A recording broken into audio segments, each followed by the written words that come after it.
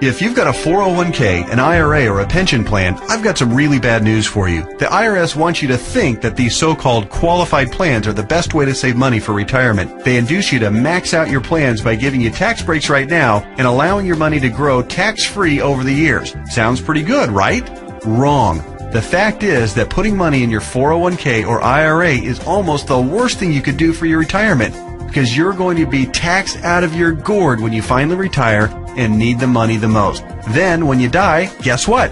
The IRS will hit you with a double whammy. They'll tax your estate when you die, then they'll tax whatever is left again when it is inherited by your heirs. And on top of the tax problems, you'll also have to deal with market volatility that can kill your portfolio. Just think about 2001 and 2008. What if there were a way to avoid tax burdens at retirement, avoid portfolio killing down years in the market, and virtually eliminate any worries you may have about outliving your money during retirement? On this video, I want to show you an IRS-approved class of tax-friendly retirement savings vehicles that beats the pants off your IRA, 401k, or pension plan. They've been around for years, are offered by the oldest, largest, and most financially stable institutions in the world, and allow your money to grow tax-free, just like your current qualified plan, but has zero taxes when the money is dispersed at retirement. Think about that for a minute. Zero taxes on your estate when you die, and zero taxes when the money is transferred to your heirs at death. Listen to that one more time. Zero taxes as your money grows, zero taxes when the money is distributed, and zero on your estate when you die, and zero taxes on the money inherited by your family. Zero. And here's the best part. Unlike your qualified plan, there is no risk that you will lose principal on the investment during a down market. If the market tanks like it did in 2008, your worst case scenario is no gain, but no loss either. What I'm talking about is a retirement savings vehicle that will help make sure you don't outlive your money during retirement. Are you intrigued? Well, you should be. I want to take a few minutes right now to share with you an important message about the best retirement savings vehicle you've never heard of. Let's start by talking about the IRS. They desperately want you to think that an IRA is the best way to grow your money for retirement. You know what? It's not even close. I'm talking about what the IRS calls qualified plans, IRAs, 401ks, pension plans, and so forth. Compared to traditional brokerage accounts where you'd normally buy stocks, bonds, and mutual funds, these qualified plans have some really good tax advantages. First, you can invest in a qualified plan with before tax dollars. Number two, you don't have to pay taxes on these gains every year like you do on regular stocks and mutual funds, so your money grows tax deferred. It's not taxed until you take the money out when you finally retire. That means you have more money working for you during those years leading up to retirement. Sounds pretty good, right? Well, yeah. Compared to a regular brokerage account, sure. But that's like saying a bicycle is the best mode of transportation going. Of course, a bike beats the heck out of walking, especially if you're trying to travel outside of your immediate neighborhood. But what if you're trying to travel across town or clear across the country? You might want to try a car. And what if you're trying to get overseas? Walking's out of the question. And that bicycle is pretty much worthless. You'd be much better off in a jet plane. So just to make sure you're following my analogy, a regular brokerage account is like walking, lots of tax problems. A qualified plan is like a bicycle or maybe even a beat-up old car. Better than walking, but not super helpful on extra long trips like, say, retirement. What I'm going to show you on this video is like having your very own top-of-the-line private jet, fully fueled and ready to go with your own personal pilot. Yeah, it's that much better. The key to really maximizing your retirement savings is to understand the difference between tax-deferred and tax-free. Under the IRS qualified plans that you probably have right now, your money is growing tax-deferred, which inherently means that it will be taxed at some point in the future. Guess when that point is? That's right, when you retire and need the money the most. You probably won't be working, tax rates will probably even be higher than they are now, and you won't have any IRS-friendly deductions for kids or mortgage interest if your house is paid off, which means that you'll be paying a huge percentage of what you take out to the IRS in taxes, which, of course, reduces the amount that you have to spend for living expenses and lifestyle. Here's another way to look at it. Uncle Sam is counting on you to pay more than your fair share of taxes when you retire. Think of how brilliant that is.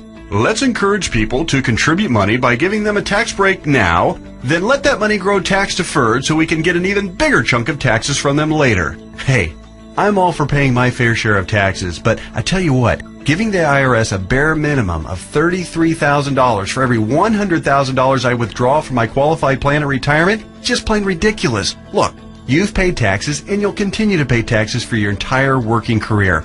Let's keep the government's hands out of our wallets at retirement, okay? For the record, that $33,000 out of every $100,000 you withdraw isn't a worst case scenario either. You realize that, don't you? With the probability that tax rates will rise, it's probably actually a best case scenario.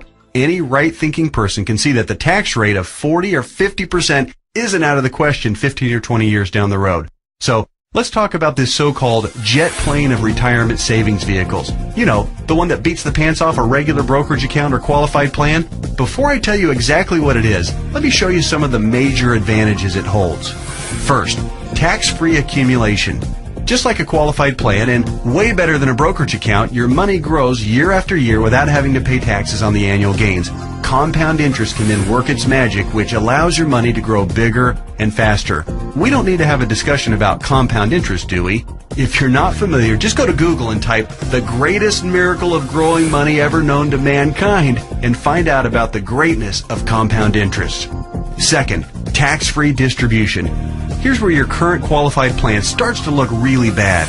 When you hop on board the jet plane of retirement savings vehicles, your money not only grows tax-free, but you can also actually distribute the money at retirement tax-free. That means that on the same $100,000 distribution I just talked about, you keep all of it, regardless of the then current tax rate. 30% tax rate? You won't care. You'll pay no taxes. 40 or 50% tax rate? Let everyone else worry about that. Your retirement savings can be used tax-free. $100,000 means $100,000 to spend, not $67,000 or less.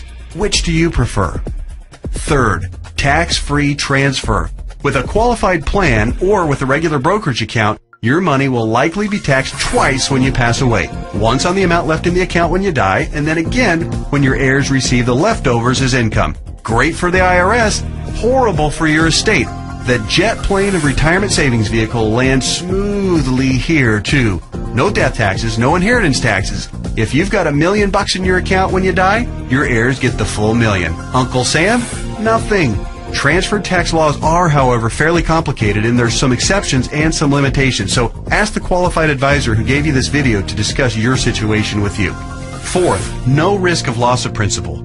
Remember when the stock market lost over half its value in less than 18 months starting in October 2007? Of course you do, because your portfolio probably lost half its value or more during that same time too. Did you start having nightmares about being 82 years old and still working part-time at Walmart just to keep food on the table? Your qualified plan has no way to protect you from that kind of market volatility and downside losses. Ouch! Not true with the jet plane of retirement savings vehicles. The principal in the account never loses altitude. When structured properly, there's no chance it will lose any principal. Not a dime. Not a penny. Nothing. If you'd been on board with this in October 2007, your portfolio would probably look a whole lot prettier right now. I'll explain why and how in just a minute. Fifth, dramatically reduce the chance of outliving your money during retirement. Survey after survey show that baby boomers' #1 fear about retirement is outliving their money. And hey, you know what? That's a perfectly reasonable fear if you ask me. If you have $1 million saved and you retire at age 65, that's pretty good if you only plan on living until you're, say, 70 or 75, and if you don't have any significant medical issues. But how do you stretch $1 million, or whatever amount you end up having saved by the time you retire, for 15 or 20 or 30 years, especially given the increase in cost of living and the likelihood of needing specialized care if you do end up living into your late 80s or 90s? Not to worry if you ride the jet plane of retirement savings vehicles. When structured and funded properly, it'll keep on paying and paying and paying all through your 70s, 80s, 90s, and even beyond that if you're lucky enough to hit 100. Hey, you're more likely to hit 100 if you're not stressed out over money. Time to get on board. Okay. There are even more advantages, and I'll cover them in just a minute. But first, let me address that question that I know is nagging you in the back of your mind. You're saying to yourself right now, okay, this all sounds great. Everything you've said so far makes a lot of sense, and I'm interested. But hey, pal, what's the catch? We all know that anything that sounds too good to be true probably isn't. Hey, I hear you. Between Enron, Bernie Madoff, and the great stock market meltdowns of the 2000s, A healthy dose of cynicism, skepticism, or both is not only understandable, it's just plain smart. I'll tell you what the catch is, and trust me, it's more like 6 seconds of turbulence on your 6-hour flight to Hawaii on your personal jet plane than a catch. But first, a quick reality check. Just because you've never heard of this before doesn't mean that it doesn't exist, doesn't mean that hundreds of thousands of people aren't already using it, and doesn't mean that all of the advantages that I've talked about aren't absolutely real and sitting there just waiting for you. So, here's the 6 seconds of turbulence catch. Per IRS rules, you have to fund the plan I'm telling you about with after-tax dollars. In other words, you can't deduct the amount you contribute off your current year's taxes like you can with a qualified plan. That means that if you were to contribute $6,000 this year in an IRA versus this retirement savings vehicle, you'd in reality pay an extra $2,000 in taxes this year, assuming a 33% tax bracket. If you're in a lower tax bracket, naturally, your tax savings would be less. That sounds like a drawback, right? Well, actually, no. To understand why funding with after-tax dollars instead of before-tax dollars like you would with a qualified plan is not a drawback, you just need to understand the alternatives. Answer this philosophical question. If you were a farmer, would you rather pay taxes on the small sack of seeds when you purchase them in the spring, or would you rather pay taxes on your entire harvest when you sell it in the fall? Well, do the math. If a farmer bought $1,000 worth of seeds and was taxed at 8%, he'd pay $80. But if the farmer planted those seeds and paid the same 8% of taxes on a $50,000 harvest, he'd pay $4,000 in taxes. 80 versus 4,000. That's a 50 times increase in taxes paid. The same rationale applies to your retirement savings. In fact, the amount of money you save on upfront taxes with a qualified plan, remember, you'd save $2,000 in taxes by making a $6,000 contribution into a qualified plan, okay? Will almost certainly be dwarfed by the taxes you pay at retirement, to the tune of about 10 times at least. Here's why. If your $6,000 grows to $100,000 over the course of the next 30 years, remember the magic of compound interest. This is very reasonable. You'll pay at least $33,000 in taxes on the harvest. We already talked about this earlier. That's $33,000 straight to the IRS right when you'll be needing it the most. Would you rather pay $2,000 in taxes right now or $33,000 at least in taxes later? It's as simple as seeds and harvest. I've said it once and I'll say it again. No wonder Uncle Sam loves qualified plans so much. It's his way of protecting his financial future. Okay. So let me go ahead and draw back the curtain and show you what the Jet Plane of Retirement Savings Vehicle is. Just do me a favor and hear me out, because I'm going to admit it right now, right up front, it might sound a little, well, boring right at first. That's because it's a life insurance product called Indexed Universal Life Contract, or IUL for short. Stick with me, Skipper. Don't be fooled by any stereotypes of what you may think an IUL is. This is different than any kind of whole life or variable life or universal life plan that you may have heard about or purchased in the past. The fact is, IUL is a lot more about savings than it is about life insurance, although it does do a nice job of providing that too. Hopefully the tax advantages and principal protection advantages I've told you about are clear enough and big enough to keep you interested. But you also need to know that the IUL, when structured and funded properly, beats the pants off of any other kind of retirement savings plan in every comparison category that matters, including growth potential, risk avoidance, liquidity of funds, flexibility of contributions, flexibility of distributions, longevity of distributions, and fees. Everything.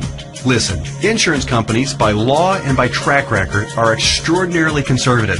Yeah, I know that AIG tanked it, and you might be thinking that all insurance companies are going bust. Nothing could be farther from the truth. Life insurance companies that offer IULs, as a rule, have massive cash reserves. One company, as an example, had operating revenues in 2008, the worst year of the recession, of $14 billion, earnings of $1.3 billion, and cash reserves at the end of the year of $12.8 billion. There's a reason people think of life insurance companies as old, stodgy, conservative curmudgeons, because they are. Their stodgy curmudgeonness is also part of the reason you've never heard of an IUL before. Life insurance companies thrive with things like risk management, actuarial tables, and other boring life insurance stuff. But they don't know jack when it comes to communications. go online right now and read their brochures. It's like reading hieroglyphics. Boring, painful, obtuse, hard to understand, and that's just the table of contents. But that doesn't mean that this product, Indexed Universal Life, is anything less than magnificent for creating wealth.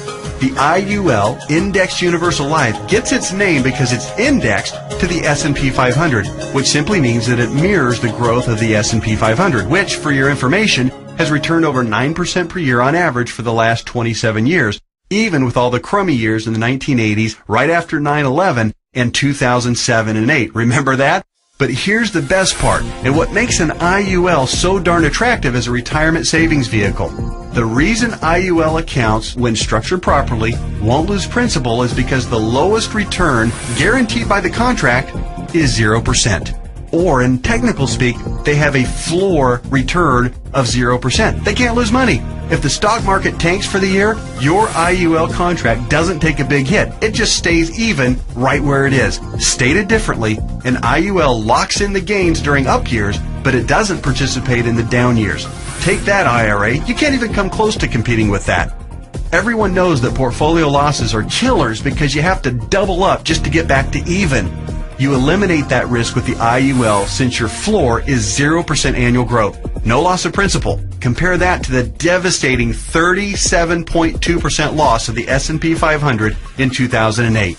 If you were indexing your IRA against the S&P 500 and therefore did not have the 0% floor like you would with an IUL contract, if you had a $1 million portfolio on January 1st of 2008, you would have ended the year with just $628,000. Ouch! Even with the big bounce back year of 2009, where the S&P returned 23.6%, the $628,000 you had left after getting killed in 2008 would have only grown to about $775,000. Still deep in the hole.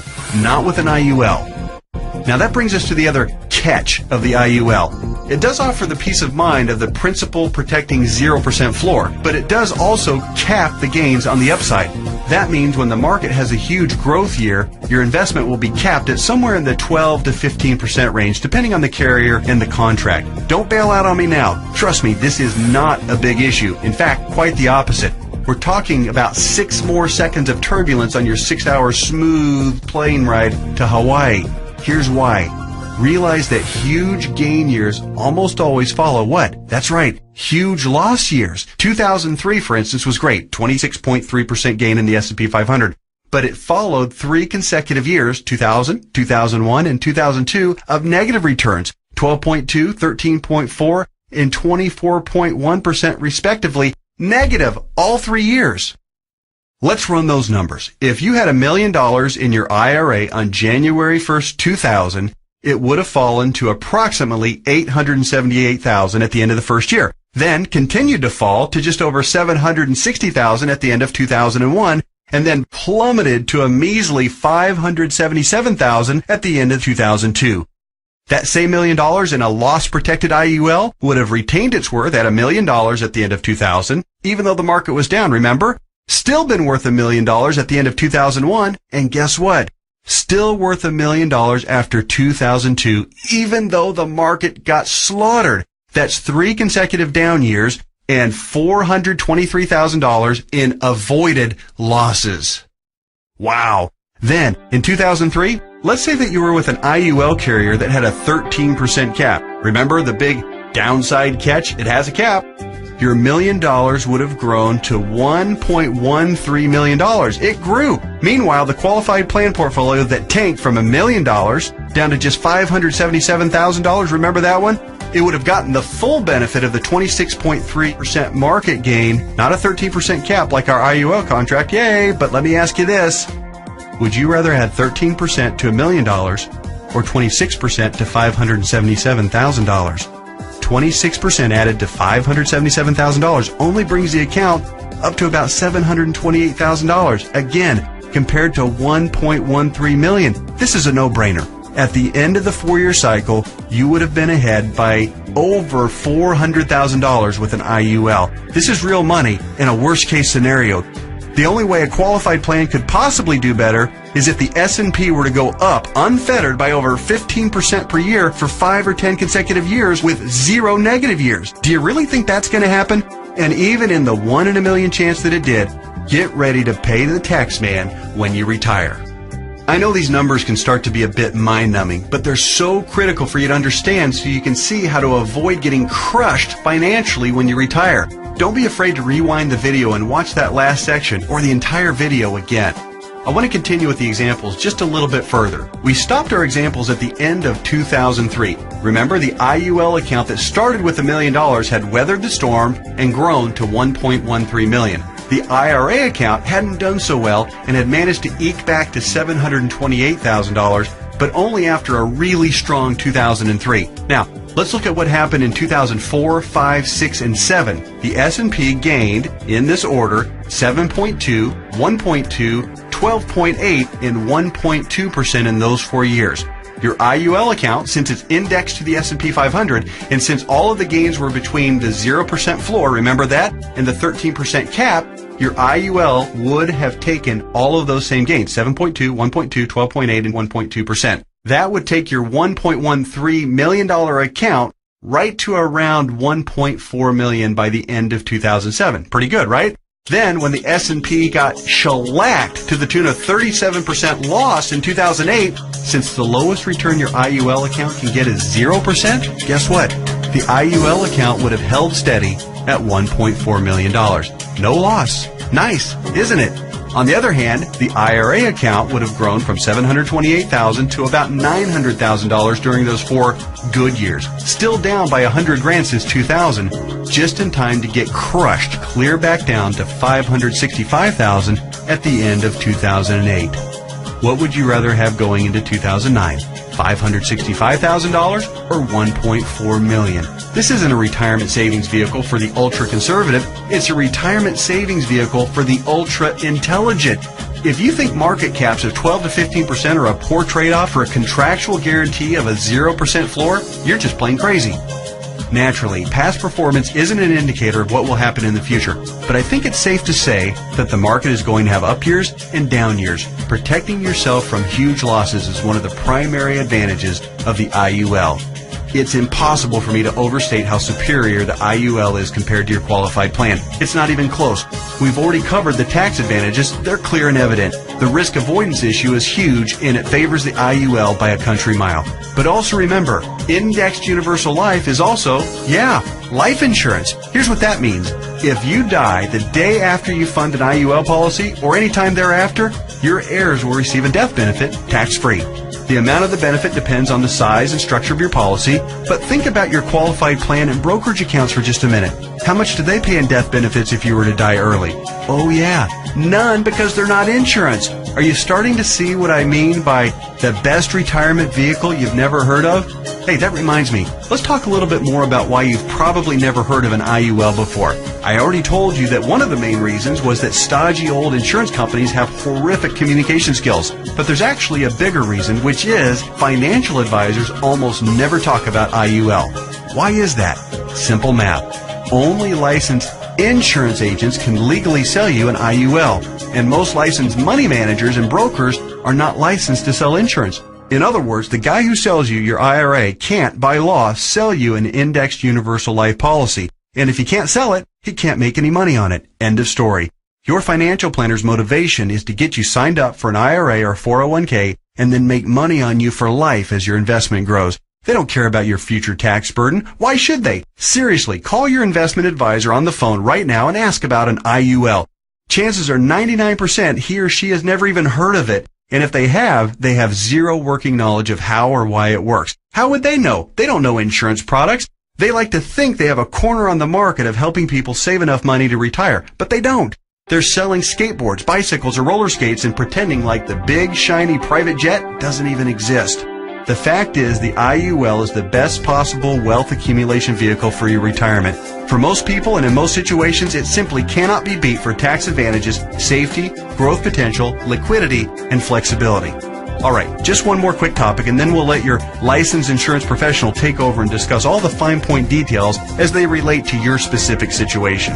And that topic is the logistics of how the IUL works. It works like a life insurance policy in the sense that you make monthly or annual contributions into your account. You will work with your advisor to determine what the optimal amount is for your situation. It'll vary depending on how many years you have left until retirement, your financial goals for retirement, and your current financial ability. The money you contribute to an IUL, like we've discussed at length, will continue to grow tax-free. Unlike a qualified plan account, you may have access to your money at any time you want or need it without a penalty before or after you retire. That's what's called flexibility. When you do pass away, the balance of the account will be passed to your heirs tax-free, just like with any other life insurance policy.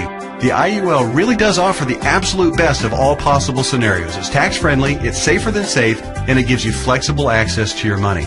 The next step is yours. You simply need to meet with the licensed insurance professional who gave you this video and discuss your particular situation.